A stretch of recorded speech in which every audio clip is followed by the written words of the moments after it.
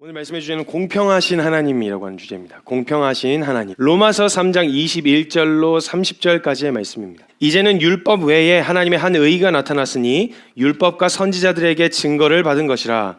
곧 예수 그리스도를 믿음으로 말미암아 모든 믿는 자에게 미치는 하나님의 의니 차별이 없느니라. 모든 사람이 죄를 범하였음에 하나님의 영광에 이르지 못하더니 그리스도 예수 안에 있는 생명으로 말미암아 하나님의 은혜로 값없이 의롭다 하심을 얻은 자 되었느니라. 이 예수를 하나님이 그의 피로써 믿음으로 말미암는 화목제물로 세우셨으니 이는 하나님께서 길이 참으시는 중에 전에 지은 죄를 간과하심으로 자기의 의로우심을 나타내려 하심이니 곧 이때에 자기의 의로우심을 나타내사 자기도 의로우시며 또한 예수 믿는 자를 의롭다 하려 하심이라. 그런즉 자랑할 데가 어디냐 있을 수가 없느니라. 무슨 법으로냐 행위로냐 아니라 오직 믿음의 법으로니라. 그러므로 사람이 의롭다 하심을 얻는 것은 율법의 행위에 있지 않고 믿음으로 되는 줄 우리가 인정하노라. 하나님은 다만 유대인의 하나님이시냐 또한 이방인의 하나님은 아니시냐 진실로 이방인의 하나님도 되시느니라. 할례자도 믿음으로 말미암아 또한 무할례자도 믿음으로 말미암아 의롭다 하실 하나님은 한 분이시니라. 아멘. 오늘 나눌 말씀을 준비하면서 제가 이제 말씀 앞에 서니까 이제 뼈를 많이 후드로 맞았습니다. 그래서 오늘 뼈 때리는 이야기가 될 것 같습니다. 그래서 뼈 맞을 준비를 하시고 우리 안에 있었던 태도들, 잘못된 태도들 이것들이 말씀 앞에서 좀 드러나고 교정되어지는 시간이 되어졌으면 좋겠습니다. 우리는 하나님이 공평하시길 바랍니다. 그렇죠? 공평하게 해주시길 바라고 공평과 정의와 공정으로서 하나님이 대응해 주시길 바랍니다. 그런데 웃기게도 가만 잘 들여다보십시오. 우린 진짜 공평과 진짜 정의를 싫어합니다. 우리가 공평과 정의를 논할 때는 딱 한 곳에서만, 딱 한 영역에서만 공평과 정의를 논합니다. 그건 내가 남들보다 덜하거나 남들보다 가지지 못한 것이 발견되어졌을 때 하나님의 공평을 논합니다. 자, 그럼 하나님이 공평하시니까 하향 평준화를 이루시면 어떡할까요? 모든 대부분의 사람들이 가지지 못했습니다. 그래서 모두 다 맞추는 상향 평준화보다는 하향 평준화를 하시기로 결정하셔서 내게 가지고 있는 것을 뺏으신다면 와, 하나님 정말 공평하십니다. 이렇게 반응하실 수 있으시겠어요? 인간은 절대 공평할 수가 없습니다. 공평과 정의를 논하지만 그것은 딱 내게 이익이 됐을 때는 하는 소리고 사람은 공평과 정의를 굉장히 싫어합니다. 그래서 인간이 공평과 정의와 공정을 이야기하는 것만큼 기가 차고 어이가 없는 일이 없습니다. 실제로는. 그럼 동일하게 공평하게 하나님이 실제로 그렇게 이행하신다고 하셨을 때 공정하게 이행하신다고 하셨을 때 감당할 준비가 됐는지 말씀을 통해서 한번 살펴보자는 거예요. 사람들은요, 내 노력에는 작은 노력에도 최대치의 보상이 따르길 바랍니다. 이게 어떻게 공평이라고 말할 수 있겠어요? 그러나 나보다 덜 노력한 사람이 나보다 덜 노력하고 덜 열심히 한 것 같은데도 그 사람이 더한 결과를 얻어내면, 나보다 더한 결과를 얻어낸 것 같으면 그것도 팩트도 아니에요. 그냥 내 생각이에요. 내 생각이 그렇다고 생각되어지면 노력에 비례해서 내가 얻는 가치가 더 많아야 되는 거 아니야? 라는 생각을 가져요. 이게 공정이라고 생각해요. 인간은 주관적일 수밖에 없습니다. 절대 객관적이거나 중립적이다, 내가 객관적으로 봤을 때 이런 얘기는 해당 사항이 없습니다. 인간에게는 이미 제3자의 역할로 보려고 해도 이미 한편으로 기울어진 마음, 누구의 이야기를 먼저 들었느냐에 의해 생긴 선입견, 그리고 그 상황에 놓여져 있을 때 내가 이전에 겪었었던, 내가 처했었던 어떤 경험들 때문에라도 이미 마음이 한쪽으로 기울어져 있고 치우쳐져 있는 걸 보게 되어질 수밖에 없다는 거예요. 공의와 정의, 공평을 외쳐도 아주 편협한 정의고요, 편협한 공의입니다. 내가 할 땐 공평이고 남이 하면 불공평이에요. 그래서 네로람불이란 말이 나왔죠. 우리 최근에 나온 사자성어입니다. 내가 하면 로맨스, 남이 하면 불륜. 이러한 인간이 하나님은 공평하시다라는 기준을 무엇으로 잡고 공평하신지 아닌지를 나누려고 할까요? 하나님의 공평을 의심하는 사람들은 보통 그래도 자기가 생각할 때, 이것도 착각일지도 몰라요. 팩트가 아니에요. 그래도 나름대로 남들보다 깨끗하게 살았어. 그래도 나름대로 남들보단 열심히 살았어. 나 그래도 남들보단 조금 더 노력하면서 살았다고. 그래, 이렇게 내 스스로를 그렇게 생각하는 사람들이 보통 하나님에 대한 공평을 의심하게 되어져요. 지가 스스로 막 살았다고 생각하는 사람은요, 공평을 논하지 않아요. 어떤 처분을 내리셔도 저는 그냥 그런 거 받은 놈이에요. 이렇게 되어지는데 내가 조금 더 노력했다. 내가 조금 더 애를 썼다. 남들보다 조금 선하다라고 하는 이 인식을 가지고 있으면요. 상대적인 기준으로서 내가 이런 대우 받기에는 내가 이런 죄인의 취급을 받기에는 쟤랑 같은 취급받는 건 난 좀 억울해요. 응? 아니 쟤는 진짜 막 살았는데 뭐예요 얘는 이렇게 살았는데 나는 그래도 어렸을 때 모태신앙이라고 원치 않아도 막 질질 새벽기도에 끌려갔고 원치 않아도 예수님이 내 죄를 위해서 대신 뭐 갚아줄 것도 없이 내가 다 치렀어 값을. 그 뭐 억울한 거예요. 그러니까 하나님의 공의가 아닌 상대적인 비교, 상대적인 기준을 가지고 내가 이들보다 낫다는 게 의의가 돼서 하나님의 의의가 하나님의 처분이 불이하거나 불공평하다는 인식을 갖게 되어진다는 거예요. 이런 하나님께서는요 우리 모든 사람에게 동일한 은혜를 주고자 하셨어요. 그런데 이 차별없고 공평한 의의를 제일 싫어하는 사람의 부류가 이런 부류예요. 이 공평하게 차별 없이 대한다고? 왜? 아니 똑같이 애를 썼으면 모르겠는데 이 사람 막 살다가 이렇게 된 건데 나는 그래도 어렸을 때부터 그렇게 살았고 이거를 제일 납득하고 받아들이기가 어려운 게 바로 이런 부류. 그래도 나름 깨끗하게, 그래도 나름 열심히, 그래도 나름 애를 써서 살았던 사람들 있잖아요. 공평한 의의를 제일 싫어하는 사람들이 바로 유대인들이었습니다. 유대인들. 상대적으로 막 살았던 놈하고 같은 취급을 받는다니까 모든 사람이 하나님의 영광에 이르지 못했고 유대인이나 헬라인이나 다 죄 아래 있다고 이야기하니까 뭐야 그럼 내가 노력한 건 뭐야? 그럼 내가 지금까지 애를 쓴 건 뭔데 쟤네랑 나랑 일률 비교를 한다고? 나 기분 나빠, 나 찝찝해, 이거 굉장히 불쾌해, 이런 정서가 밀려오는 거예요. 그러니까 자기들끼리 하나님의 말씀은 그렇지가 않았는데 자기들끼리 선을 그어놨어요. 이방인들은 저거 개다 개, 짐승들이다. 사람도 아니다 저런 것들은. 우리는 그래도 기준을 가지고 살았지만 쟤는 그래서 제일 복음이 들어가기가 힘든 데가 유대인들이었어요. 유대인들. 마치 여러분 회사에서 낙하산을 대하는 이미지가 곱지 않잖아요. 나는 그래도 열심히 노력해서 면접 보고 이렇게 해갖고 막 스펙 쌓고 해갖고 들어왔는데 낙하산으로 슝 하고 들어오면 그 이미지가 곱지가 않잖아요. 마치 그런 느낌이 드는 거예요. 유대인들이. 그래서 하나님은요 이 모든 이에게 차별 없는 은혜, 모든 이에게 주실 하나님의 은혜 복음에 대해서 이야기를 시작하실 때 먼저 하신 일이 뭐였냐면 모두가 죄 아래 있다는 걸 드러내셨어요. 모두가 너네가 그렇게 노력해서 깨끗한 게 아니라 모두가 노력을 했냐 안 했냐 기준이 있냐 없냐 하고 상관없이 이 은혜가 필요한 존재라는 것을 먼저 드러내세요. 그래서 로마서 1장에는 전 인류의 보편적인 죄에 대해서 드러내세요.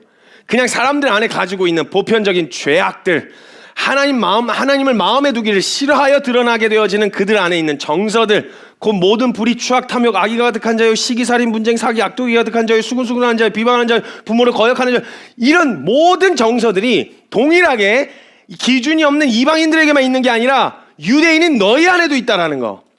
기준이 있다라는 것만 차이가 있을 뿐 너희도 동일한 이 은혜가 필요한 존재라는 걸 먼저 드러내신다라는 거예요. 이러면 안 되지. 우리가 여기 들어오려고 얼마나 노력했는데, 우리가 여기 들어오려고 얼마나 애를 썼는데, 들어오려고 애쓴 게 들어올 조건이 아니었는데도 자기 혼자 그렇게 생각하고 한 거잖아요. 사실 들어오는데 어떤 자격 조건을 요구한 거 아니었잖아요. 자기 혼자 그게 조건이라고 생각하고 해왔던 거지.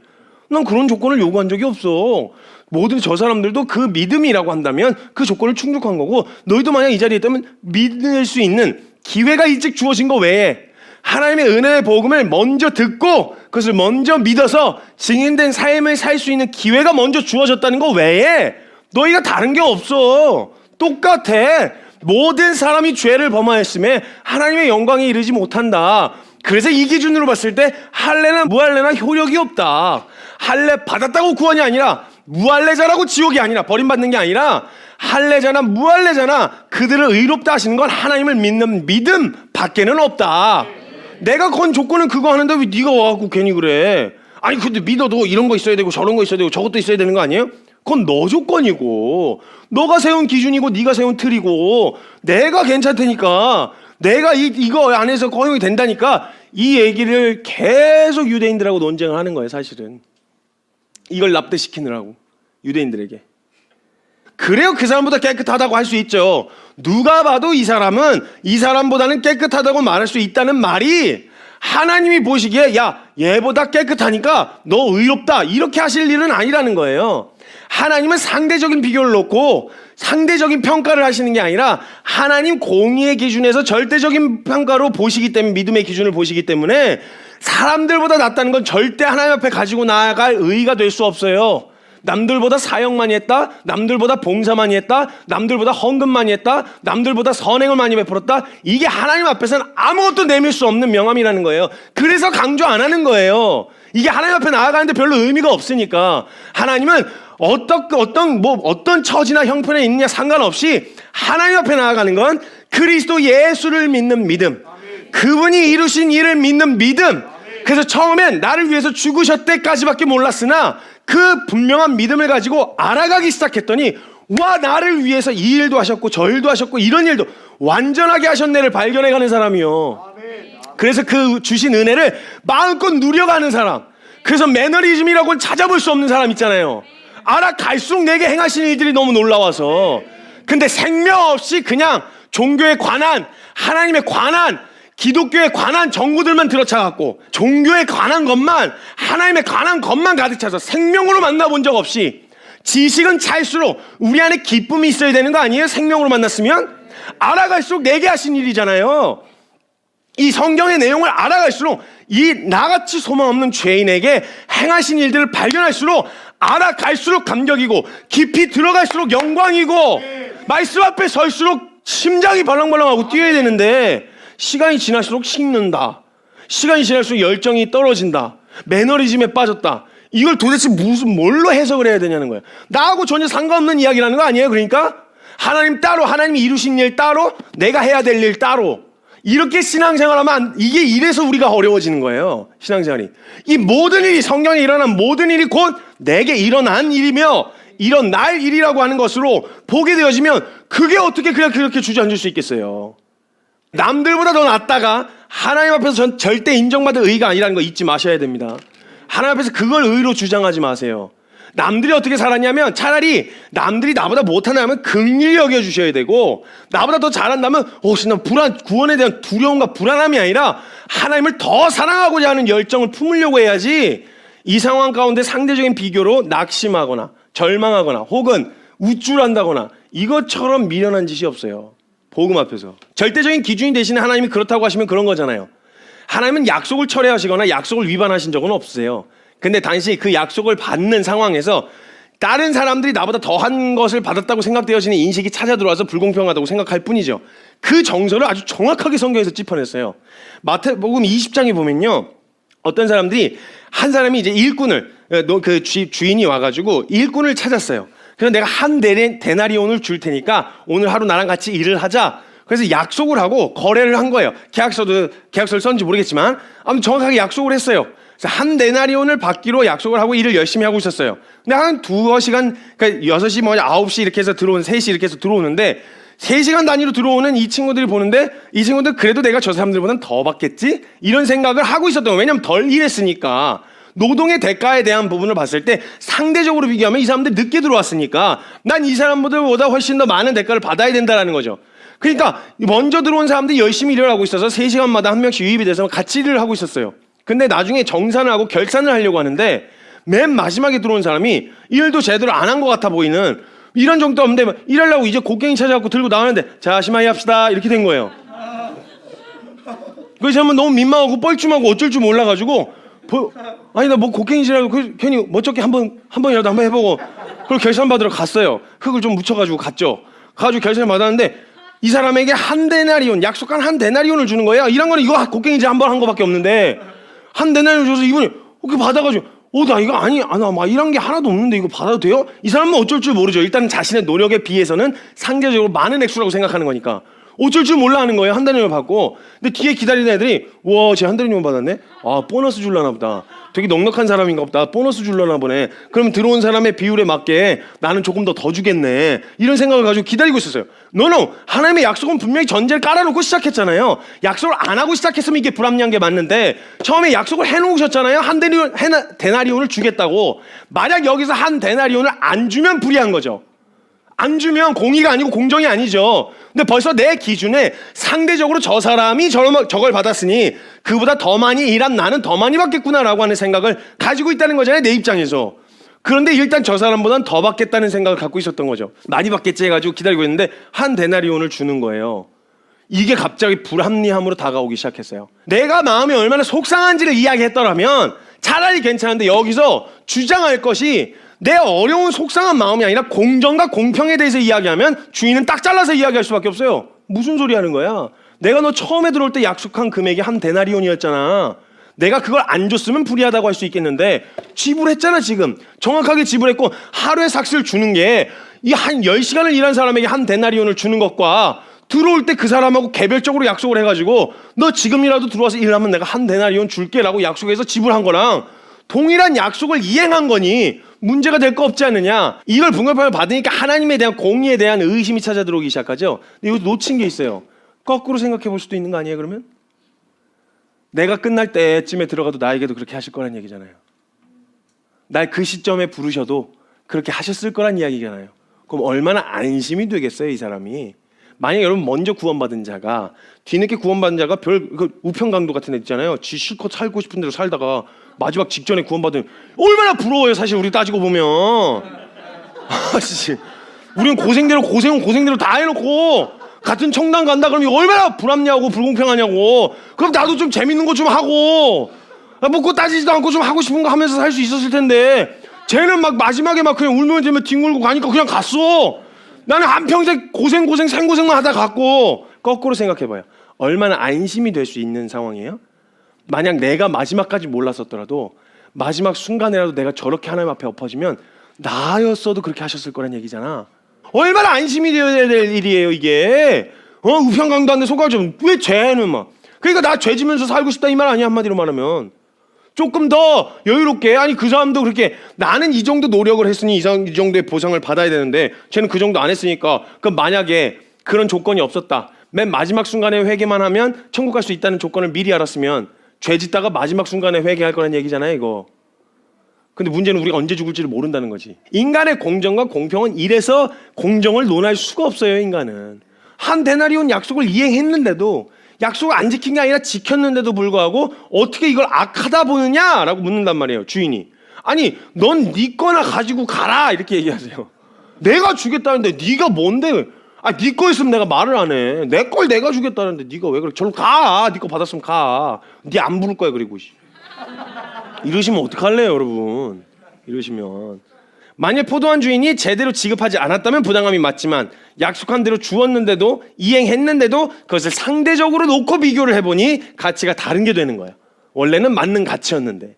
어떤 법에 대한 영역에서도 그것을 내가 이익이 될 때나 그 법거리고 공의 그리고 정의 그러지 내게 이익이 안 되면 아주 교묘하게 빠져나갈 구멍 다 찾아놓고 왜 그게 꼭 문제야? 별로 법적으로 문제 없잖아. 이렇게 빠져나갈 수 있게 되어진다는 거예요. 인간은 절대 공평할 수도 공의로울 수도 없다라는 거예요. 인간은 절대 자신의 일에 대해서 객관적일 수가 없어요. 내게 피해를 준 사람, 나에게 피해를 준 사람에게는 공평과 공의대로 상응하는 대가가 치러져야 되지만 내가 누군가에게 피해를 입혔을 때는 실수로 그랬다는 걸 굉장히 강조하잖아요. 그래서 늘 하는 주장이 뭐예요? 술 취해서 기억이 안 나요. 애들 그 법정에 서면은 하는 애들이 늘 술 취해서 기억이 안 난다고. 사람을 죽였으니 전 그냥 사람을 죽인 것만으로도 저는 상한 대가를 받아야 됩니다. 저에게 상하는 벌을 내려주십시오 이렇게 안 해요. 항상 항소하고 술 때문에 그래서 어떻게든 형량 줄이려고 하는 시도들을 하면서 우리가 꼴배기 싫잖아요. 거꾸로 저와 여러분 상황 되면 안 그러실 것 같으세요? 그러니까 따지고 보면 인간은 하나님이 진짜 공의로우시고 공평하시길 바라지 않아요. 정확하게 이야기하면 내게 편협된 사랑을 해주시길 바라는 거예요. 내게 치우친 공평. 인간은 절대 공정할 수도 공평할 수도 없고 진짜 공의와 공정을 바라지 않아요. 하나님의 차별 없는 의를 가장 어려워하고 반역했던 것이 바로 유대인들이었어요. 자신들의 노력과 상관없이 동일한 은혜를 누리는 이방인들이 너무 질투가 나는 거예요. 너무 짜증나는 거예요. 싫은 거예요. 용납하고 싶지 않은 거예요. 그런 의를 준비하셨다는 하나님도 너무 싫은 거예요. 그래서 하나님의 의를 힘써 복종하지 않았다고 로마서 10장 3절에 이야기하고 있는 거예요. 로마서 10장 3절에 하나님의 의를 모르고 자기의 의를 세우려고 힘써 하나님의 의에 복종하지 아니하였다라고 이야기하고 있단 말이죠. 나의 작은 노력은 최대치로 보상하셔야 되고 하나님은. 근데 내 노력에 이상한 것을 주셨을 때는 불합리하다고 하지 않잖아요. 불공평하다고 하지 않잖아요. 난 분명 한 게 없는데 주님이 너무 많은 걸 주셨어. 하나님 이거 불공평한 거예요. 왜 저에게만 이렇게 많이 주세요? 나만 먹으라는 거예요? 아니 저 사람들은 어떻게 해요? 아니 난 이거밖에 안 했는데 이만큼 주시는 거. 이거 말이 안 되잖아요. 하나님 불의하세요. 하나님 불공정하시다고요. 이렇게 안 할 거잖아요. 솔직히. 그죠? 그러면서 내가 그런 거 은혜를 받을 수 있는 사람이었다는 걸 은근히 또 과시하면서 나 그래도 뒤에서 내가 얼마나 열심히 하고 내가 얼마나 헌신하고 내가 얼마나 봉사하고 내가 얼마나 착실하게 신앙생활하는 줄 알아요? 뭐 이런 걸 또 드러내면서 그게 또 간증거리가 됩니다. 또 하나님이 하신 것만이 드러나는 게 아니라 그걸 받을 만한 사람이었다는 게 내가 드러나는 거예요. 내가 어떤 태도로 섰는데 내가 어떤 사람이었는데 이름부터 드러내면서 나는 받을 만한 걸 받았다라고 생각하는 거예요. 웃겨요 아주 인간이. 하나님이 그 기준으로 하나님의 진짜 공의와 공정과 공평으로 반응하기 시작하시잖아요. 저 여러분 살벌하실걸요. 살아가기가 굉장히 살벌한 살얼음판을 걸으시는 일이 되실 거예요. 하나님의 공의와 성품대로 정말 제대로 공평하게 이행하시고 집행하신다 그러면 괜찮으시겠어요 여러분? 저 감당 가능하시겠어요 진짜? 성경에 있는 이야기로 하나님의 공의의 성품을 있는 그대로 드러내셔서 저와 여러분의 행한 그대로를 보응하시는 하나님을 우리가 주장하잖아요. 나에게 큰 피해를 입힌 사람은 왜 그 사람 행한 대로 보응하지 않으세요? 에? 라고 이야기하고 주장하면서 이야기하시는 그 내용이 하나님은 공평하신 분이시라면 나에게도 동일하게 적용하셔야 된다는 얘기인데 모든 이에게 차별 없이 적용하셔야 된다는데 그 기준 앞에 서실 때 어떻게 괜찮으시겠어요? 살벌하지 않으시겠어요? 공평과 정의를 우리 실상 진짜 따지고 진짜 내가 공평함과 정의를 너희에게 집행할까? 공평과 정의로? 괜찮겠어? 진짜로? 아니 내가 그냥 너 있는 그대로 그냥 받을래? 내가 그냥 바로 직접적으로 심판할까? 거치지 않고? 이렇게 얘기하면 내가 막 화가 나는 사람이 있으면 해주세요 이렇게 하는데 아니 그게 너 말이야 너 내가 지난 20몇 년간 너에게 있었던 이 일들 전부 다 들춰내서 내가 하나하나씩 행한 대로 보응할까? 어떻게 할까? 괜찮겠어? 이러면 벌써 그건 아니지 이렇게 나오는 거예요. 또 내게 상처 입은 사람에 대해 상해를 입힌 사람에게 실제적인 그 공의의 판단 행한 대로 보응하시는 그 심판을 집행하시려고 하시면 나라는 사람이 누군가는 나를 또 그렇게 생각할 거 아니에요. 저 자식 주둥이 숯불로 지져주세요. 누군가 나를 내놓고 그렇게 생각할 거 아니에요. 그럼 지지실 때 요 사람 지지시면서 동시에 내 입술도 같이 지지셔야 되는 거예요. 내 말에 상처 입은 사람도 있을 테니까. 그렇죠? 이렇게 되어지면 하나님이 이렇게 집행해 주실까요? 어떻게 괜찮으시겠어요? 그러니까 할 말이 없다니까요. 그러니까 죄인이 우리가 어떤 성품이고 어떤 본성인지 우리가 알면요 하나님이 결정하시는 모든 처분은 하나님 공의로우십니다. 하나님이 옳으십니다. 하나님이 하신 모든 일이 의로우십니다. 이렇게 할 수밖에 없게 되어진다는 거예요. 여러분 정말 하나님의 공의의 성품대로 동일하게 집행하실 때 자신할 수 있으시겠어요? 나는 누군가에게 상처를 입히지 않았다고, 난 누군가의 마음에 상해를 입히지 않았다고 자신할 수 있으시겠어요? 하나님은 그것에 대한 상해에 대한 누군가의 상처를 입힌 것에 대한 처분을 내리신다면 모두에게 상처를 입힌 모두에게 처분하셔야 되는 게 하나님의 공의가 맞죠? 그러면 그 공의대로 집행하실 때 나는 거기서부터 자유할 수 있겠냐? 자신하기 어려우실 거란 말이죠. 만약 하나님께서 그런 심판과 공의의 처분을 하셔야 된다면 그건 곧장 내게도 내려지는 처분이며 심판일 텐데 그것을 감수하고 있다는 말로 이해해도 되겠냐는 거예요. 그것도 싫잖아요. 나에게는 한없이 기다려 주시길 바라고 나에게는 한없이 참고 인내해 주시길 바라지 않냐는 거죠. 이게 얼마나 이기적인 공평과 정의입니까? 이게 어떻게 공평과 공정, 공의를 논할 수 있는 사람의 태도이겠습니까? 그럼 거꾸로 이렇게 생각할 수 있잖아요. 만일 공의의 하나님께서 내가 어렵게 생각하는 누구에게는 너무도 많은 기회를 주시고 한없이 기다리고 계신다면 공평하시고 공의로우신 그 하나님은 내게도 한없이 기다리실 것이며 나도 참고 인내하실 거라는 생각을 왜 못해요? 왜? 그 사람을 보면서 나를 향하신 하나님의 은혜를 묵상할 수 있지 않겠어요? 볼 수 있게 되어진 하나님의 은혜를 그걸 억울하고 분해할 일이 아니라 야, 저 사람도 기다리셨으니 그렇다고 저 사람도 기다리셨네. 오케이 그래 한번 해보자 이래가지고 또 이렇게 하는 건 맞아야 돼요. 그건 알면서 하는 거라서 아주 뒤지게 맞아야 돼요. 그거는 이게 아니라 저 사람을 참고 인내하시는 건 곧바로 나를 인내하고 계시다라는 생각. 그래서 하나님의 인내와 하나님의 그 오래 참으심이 그에게 임하면 임할수록 나는 너무나도 안전한, 그래서 보는 게 그렇게 막 어렵지가 않은, 기다려주세요 하나님, 저도 기다리셨잖아요, 더 기다려주세요, 저도 더 기다리실 거잖아요, 누구에서도 그렇게 하실 거였잖아요. 이런 마음으로 바라본다면 어려울 게 뭐가 있겠어요. 만약 우리가 로마서 2장 4절의 말씀처럼 혹 내가 하나님의 인자하심이 너를 인도하여 회개하게 하심을 알지 못하여 그의 인자하심과 용납하심과 길이 참으심의 풍성함을 멸시하려고 하는 태도로 가지만 않는다면, 하나님의 인내와 기다림을 멸시해서 돌이키게 하시는데도 오래 참으시니까 그냥 막 다 봐주시니까 이렇게 해서 넘어가려고 하는 멸시하는 태도, 무시하는 태도가 아니라면요. 하나님의 오래 참으신가 회개하심을 멸시하는 태도로 서 있지만 않는다면 하나님께서는 늘 우리에게 한결같이 공평하게 동일한 은혜를 주고 계셨다라는 거예요.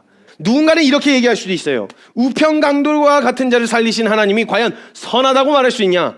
다른 사람들이 용서 안 했는데 그가 상해를 입힌 사람이 용서를 안 했다고. 근데 하나님이 용서하셨다는 말이 무슨 말이냐? 나 이거 영화에서도 많이 나오죠. 내가 널 용서 안 했는데 누가 널 용서했냐? 이렇게. 물론 용서받은 자의 뒤에 태도가 중요한데, 용서받았다고 용서받았다는 말하는 자들의 태도가 중요한데, 이 사람이 내가 널 용서 안 했는데 하나님께 용서받았다고 너는 자유롭게 되어지냐? 이런 생각이 과연 선하다라고 할 수 있느냐라는 질문을 많이 받아요. 그래요. 우리의 원대로 살인의 정당한 대응, 그 피해에 대한 정당한 처분을 내려야 의로운 재판장이실 거예요. 그렇죠? 왜냐하면 눈에 눈, 이에는 이게 공이니까. 하나님 그에 상응한 대가를 치르셔야 되는데, 그럼 성경에 나타난 하나님의 공의를 이렇게 묘사하고 있습니다. 마태복음 5장 28절에 보면 나는 너희에게 이르노니 음욕을 품고 여자를 보는 자마다 마음에 이미 간음할 수도 있다가 아니라 간음하였느니라. 간음이라는 행위와 거기에 내려지는 처분과 음욕을 품은 마음을 품었다는 것 자체만으로 내려지는 처분이 같다는 거예요. 하나님이 내리시는 처분은. 자, 그럼 이러한 관점으로 봤을 때 이 하나님의 공의로부터 자유한 사람이 있으신가요? 하나님께서 만약 이대로 처분하신다면 무엇이라 하실 건가요? 그래도 직접 가능한 사람보다는 깨끗한 거 아니라고 항변하지 않겠어요? 이러한 기준을 가진 하나님, 정당한 처분을 내리시는 의로우신 재판관이신 하나님이 우편 강도와 같은 자를 처분하신다면 하나님의 그 공의의 처분 앞에 우리는 자유할 수 있을까요? 기억하셔야 돼요. 하나님의 공의의 기준에 우편 강도 그 이상의 사람은 존재하지 않아요. 그를 처분하라, 상응한 대가를 치르게 하라고 외친다면 그것이 동일하게 우리를 스스로 고발하는 것과 같다는, 이거 기억하셔야 돼요. 하나님의 공의 앞에 그를 고발한다는 건 우리 스스로도 자기 자신을 고발하고 있는 것과 같다는 의미라는 거예요. 억울하실 수 있겠지만 이게 정말 공정한 하나님이세요. 그래야 공정하신 분이세요. 만약에 그를 용서하셨고 그에게라도 들어갈 수 있는 낙원이라면 못 들어갈 자가 없다는 거잖아요. 믿기만 한다면. 그와 같은 우리에게도 열릴 수 있는 기회라는 생각으로 바라볼 수 있어야 되는 관점이 바뀌어야 돼요. 관점이 우리가 생각하는 공의의 기준이 아니라 하나님의 철저한 공의를 가지신 분이셨고 이 공의를 충족시켜야지만 우리를 살리실 수 있었어요. 이 공의가 철저하게 충족되어야만 했어요. 그래서 하나님께서는 우리에게 주고자 하셨던 은혜는 눈 감고 대충 넘어가셔서는 절대 안 되는 거였어요. 그냥 넘어가면 그건 하나님의 공의에 위반돼요. 그러면 이제 그때부터 하나님이 불의해지는 거예요. 그 불의한 하나님이 어떻게 심판하실 수 있겠어요? 그 불의하신 하나님이 어떻게 우리를 건져내실 수 있냐고요. 모든 게 다 꼬여요. 그러면 하나님의 공의의 성품을 지켜가면서 그 공의에 위배되어지는 우리를 살리려니 공의를 지키면서 살리는 결정을 하셔야 되는 이 딜레마에 빠지게 되신 거죠. 하나님은 이런 상황에 놓여지게 되셨던 거예요. 그래서 하나님은 우리가 하나님 공의 앞에서 살아남으면서 철저하게 자신의 공의도 충족시키는 결정을 하셨어야 됐어요. 그래서 하나님께서 우리에게 주시는 차별 없는 의는요, 성경에 율법과 선지자들에게 증거를 받았다고 이야기해요. 여기에 검토를 받아야 돼요. 하나님이 미리 하셨던 약속에 위배되지 않으면서 하나님의 철저한 공의가 들어갔었던 율법에도 위배가 되지 않아야 돼요. 그래서 하나님이 우리에게 주시려고 하셨던 의는 율법에서도 검증을 체크하고 검증을 받고 오케이, 이거면 공의에 문제가 없습니다 하고 통과가 돼야 되고, 하나님이 뱉어놓으셨던 말씀과 약속 안에서도 선지자와 율법의 근거를 받아야 돼요. 증거를. 그래야 의가 성립이 되어질 수 있어요. 이해가 되시죠? 그러니까 하나님이 우리에게 주시는 차별 없는 의, 살리려고 하시는데 눈 감고 살리면 하나님의 공의에 문제가 생겨. 공의대로 처분하자니 죄 자체인 우리가 죽어. 이 상황의 딜레마에서 의의를 마련하셔야 되는데 이건 철저하게 하나님의 공의와 약속의 점검을 받은 의여야만 했단 말이죠. 그래서 선지자들과 하나님이 이제는 율법 외에 다른 의의가 나타났는데 율법과 선지자들에게 증거를 받았다. 율법도 통과, 하나님이 하셨던 약속도 통과된 의, 완전하게 준비된, 철저하게 모든 걸 충족시켜서 준비되어진 은혜를 하나님이 준비해 놓으셨다는 거예요. 근데 이건 하나 특정 누구에게만 허락되어지는 게 아니라 모든 이에게 동등하게 주어져야 하는 기회여야 한다는 거죠. 그래야 공평하시다고 말할 수 있잖아요. 자, 공의도 충족되어야 돼, 공정도 충족되어야 돼, 그 다음에 공평도 충족되어야 돼. 이 모든 걸 충족시키면서 우리를 살리시면서 그리고 아들 생명까지 주시면서 우리가 다치지 않아야 하면서 살리실 수 있는 방법을 찾으셔야 했다고요. 이게 인간의 지혜에서 나올 수 있는 일이겠어요? 그래서 십자가를 경험한 사도 바울이 하나님의 능력이고 지혜라고 선포하는 이유가 그거예요. 하나님의 공의가 충족되어지면서 우리가 그냥 죄에 대한 용서만 받는 걸 넘어서서 하나님과 우리와 맺으시는 관계가 부자의 관계, 가족의 관계로 회복시키셔야 하며, 하나님과의 관계가 회복된 관계에 이르면 죄 없는 생명이어야 하며, 모든 이가 이 은혜에 해당될 수 있는 차별이 없는 의를 준비를 하셔야 되는 게 하나님이셨어요. 와우! 이 모든 조건을 완벽하게 충족시키고 모든 하나님의 지혜와 능력이 압축되어 우리에게 내어주신 게 바로 예수 그리스도가 이루셨던 십자가 복음이었습니다. 이 모든 기준과 조건을 다 충족시키신 사건이 바로 십자가 사건이었어요. 예수님이 내 죄를 위하여, 복음이 뭐라고 생각하십니까? 라고 물으면 예수님이 나를 위하여 죽으시고 다시 사신 거예요. 간단하게는 이렇게 말할 수 있는데요, 이 모든 딜레마부터 우리를 끄집어 내실 뿐만 아니라 끄집어서 살아가게 하시는 것까지, 그리고 하나님의 공의와 공평과 정의와 공정함에도 위배되어지지 않는 철저한 하나님의 공의의 나라 안에서 살게 하시려면 그게 모든 게 다 충족이 되어야 하는, 이 모든 걸 충족시키신 집합체가 십자가였어요. 여러분, 십자가요. 그게 교회의 상징이고요. 그로 인해 죄에 대한 값이 전부 지불되어졌으며, 인간의 옷을 입고 우리의 이름을 달고 죽으신 분이 누구냐? 하나님의 아들이시고 죄 없으신 분이시기 때문에 그분의 이름을 믿는 믿음, 그분의 자격으로 살기로 결정하여 그분을 믿는 믿음으로 사는 자는 그분의 자격을 얻는 거예요. 그럼 죄 없는 생명을 누리는 것과 하나님의 자녀된 생명을 누리는 것과 같은 일이라는 거예요. 그러니까 그렇게 되어졌으며 그분이 가지셨던 자격으로 살아갈 수 있게 되어져서 우리가 기도하되 예수님의 이름으로 아들이 아버지께 구하듯 구할 수 있는 자격을 얻게 되어진 이 모든 사건이 어디서 일어났냐? 십자가에서 일어났다고. 믿는 자가 몇 명이든 어떤 이든 그 모든 일을 감당할 수 있는 이 은혜를 준비해 놓으시고 우리를 초대하시는 거예요. 이것이 바로 오늘 우리가 기념하는 부활절의 의미입니다. 가장 공평하신 하나님. 하나님의 공평은요, 우리가 가난하나 부유하나, 병이 들었으나 건강하냐, 무엇이 있냐 없냐와 상관없이, 내가 현재 처한 상황과 상관없이 믿는 모든 자들에게 주시는 차별 없는 의, 믿는 모든 자들에게 차별 없이 하나님을 아버지라 부를 수 있게 하셨어요. 차별 없이 의롭다 하셨어요. 차별 없이 아들의 생명을 주셨어요. 차별 없이 그 아들이 누릴 수 있는 모든 것을 누리게 하셨다는 거예요. 그래서 지금 내가 어떤 상황에 처해 있고 내가 어떤 형편에 있든지 상관없이 하나님은 공평하시다라고 할 수 있겠습니다. 비가 오면 여러분 안 맞을 수 있을까요? 비가 오는데, 하늘에서 비가 떨어지는데 이걸 안 맞을 수 있겠어요? 사실은 없어요. 안 맞을 수는 없어요. 아마 이렇게 생각하실 거예요. 나는 안 맞았는데? 난 안 젖었는데? 우산 쓰고 오면 되지? 건물 안에 들어가면 되잖아. 뭐 이런 생각 벌써 했을 거예요. 여러분, 이렇게 생각하셔야 돼요. 비가 내리고 있는데도 내가 젖지 않고 있다는 것은, 그것은 누군가가 혹은 무엇인가가 나 대신 맞고 있다는 거예요. 하늘에서 내릴 비는 피할 수가 없어요. 내가 안 젖고 있다는 건 건물 혹은 누군가가 혹은 무엇인가가 나 대신해서 막고 있다는 거죠. 하나님의 공의의 심판은 피해갈 수가 없어요, 여러분. 그런데 우리가 그 심판 가운데 있지 않다는 것은 심판이 피해간 게 아니고요, 누군가가 그 심판을 대신 받아내신 거예요. 여러분, 유월절도요, 그냥 보고 나서 이스라엘이네 하고 지나가지 않았어요. 유월절에 어린 양 피, 여긴 심판이 이미 집행됐네 라고 하는 걸 받았네, 이미 심판을 받았네 하고 패스오버한 거지, 그냥 덮고 넘어가지, 이스라엘이라고 그냥 덮고 넘어가지 않았다는 거예요. 이게 하나님의 공의였다고요. 하나님의 공의의 심판을 피해갈 수 없다는 거예요. 누군가가 그 심판을 대신 받아내신 거예요. 그 은혜의 기회로, 그 은혜를 믿을 수 있는 기회로 지금 저와 여러분이 살아가고 있다는 거예요. 그 비를 피할 장소에 들어오는 걸 주님이 막지 않으셨다는 거예요. 좁은 요만한 우산에다가 10명이 막 들어가고 나도 앉아줄래 이러고 막 들어가면 나가 이러면서 막 이렇게 제한된 공간이 아니라 비를 피하러 오는, 그 심판을 피하러 들어오는 모든 일을 다 품어내실 수 있는 넉넉한 마련해 오셨다는 거예요. 넉넉한 그릇을. 누구나, 그게 누구나 와도 돼.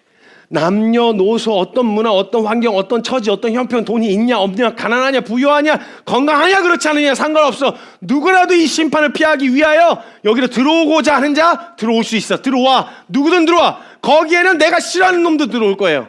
거기는 내가 진짜 싫다고 이야기한, 나에게 피해를 준 사람도 들어와 있을 수도 있을 거예요. 근데 어떤 사람은 그 시선으로 누군가 나를 보고 있을 거예요. 쟤도 들어왔네 이렇게. 거긴 내가 생각하지 못한, 내가 생각했으나 저 사람은 절대 들어오지 않을 거라고 생각했었던 그 사람도 들어와 있을 수도 있을 거예요. 근데 그 모든 걸 품어내시는 넉넉한 하나님의 공의와 공평하신 하나님의 의, 차별 없는 의, 그거는 그걸 보시면서 불의하다고 원망하실 일이 아니라 그도 품어내신 하나님을 찬양할 수밖에 없어요. 야, 정말 하나님 나와 같지 않으시구나. 난 저 사람 절대 용서할 수가 없는데 하나님 저 사람을 용서하시네. 나와 다른 용서이시기 때문에 오늘 날 용납하신 거예요, 여러분. 이걸 잊지 마셔야 돼요. 여러분, 이 은혜를 잊으시면 안 돼요. 저 사람을 용납하시고 내가 용서하지 못한다고 해서 하나님도 용서하시지 않으신다면, 그러면 우리가 얼마나 불안하고 두렵겠어요. 하나님 우리와 같지 않으세요. 나는 절대 용서할 수 없다고 생각하는 그를 하나님은 용납하실 수 있으세요. 그를 품어내실 수 있는 분이시라는 거예요. 그래서 오늘 우리가 이 자리에 서 있을 수 있다는 걸 절대 잊으시면 안 된다는 거예요. 이 차별 없는 의를 준비하신 하나님을 어찌 찬양하지 않을 수 있겠습니까? 그래서 저는 오늘 공평하신 하나님이라고, 나의 하나님을 공평하신 하나님이라고 찬양하고 싶어요. 내 하나님은 공정하신 하나님이시다. 믿는 모든 자에게 주시는 차별 없는 의를 주시는 공평하신 하나님이시다라고 찬양하겠다라는 거예요. 내 상황이 어떠하든지 상관없이, 오늘 내 처지와 형편이 어떠하든지 상관없이 저는 오늘 하나님을 공평하신 하나님이라 하겠어요.